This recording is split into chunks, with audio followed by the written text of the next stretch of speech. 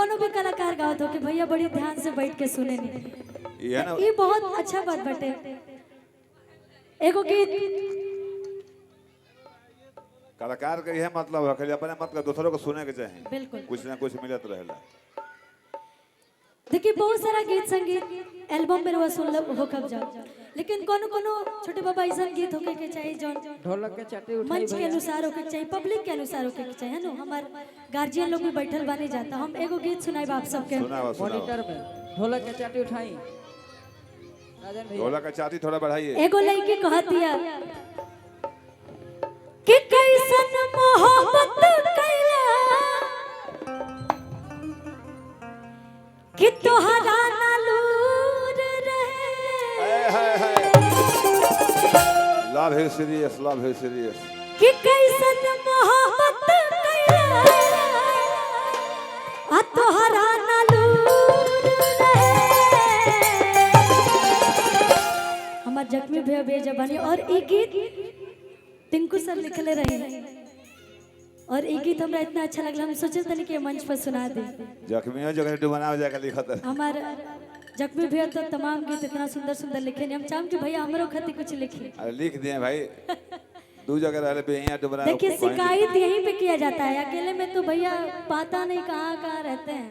अबे जब हेटाइल बढ़ते हैं जो शिकायत करो। हाँ भाई कहा दिया नहीं किया कि कैसन मोहब्बत कैला तोहरा ना लूर रहे। दुख दिला कमरिए कमर के कसूर का रहे। दुख दिला कमरिए कमर के कसूर का रहे। लेकिन सबसे पहले गोलू भैया धुन पर गीत गईले रहे। वाह वाह। तोहरा मोहब्बत में ये जिंदगी खराब हो गई। तोहरा मोहब्बत में ये जिंदगी खराब हो गई। दिल जब से तोड़ा लो हमारा के छोड़ा लो। दिल जब से तोड़ा लो हमारा के छोड़ा लो। संगतिया खराब हो गई। तोहरा मोहब्बत में ये जिंदगी खराब हो गई। तोहरा मोहब्बत में ये जिंदगी खराब हो गई।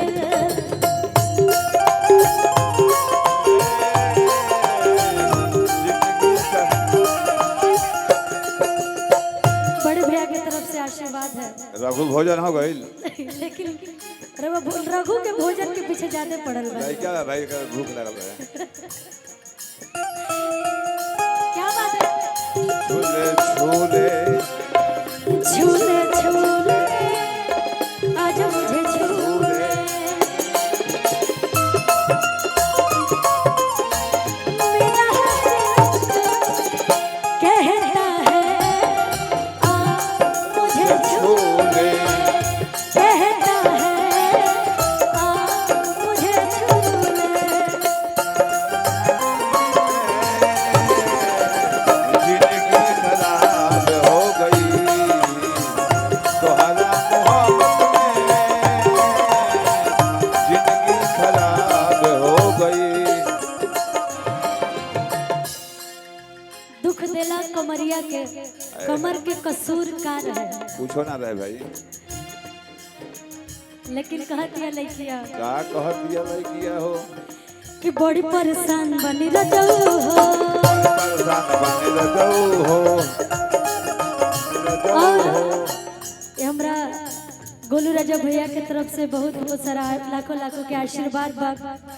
भैया के बहुत बहुत धन्यवाद अरे बा। भाई तार भैया कहे के नहीं के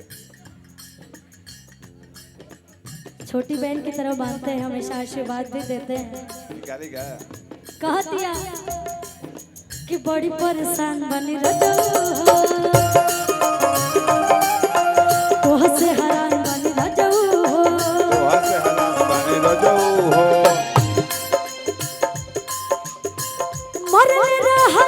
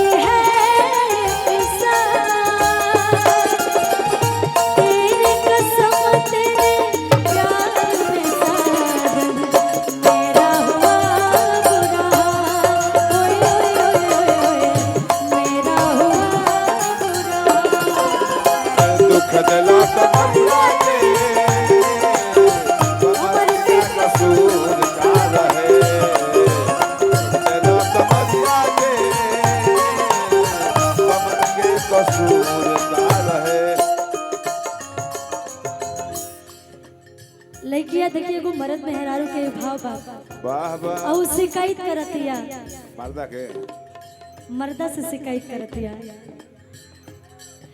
कि सुझे नहीं कवनो पैया हो, तुझे नहीं कौनो पैया हो, खाता निकाल से दवैया हो, खाता निकाल से दवैया हो, सुझे नहीं कवनो पैया हो, खाता निकाल से दवैया हो, तुझे नहीं कौनो पैया हो, खाता निकाल दवैया हो।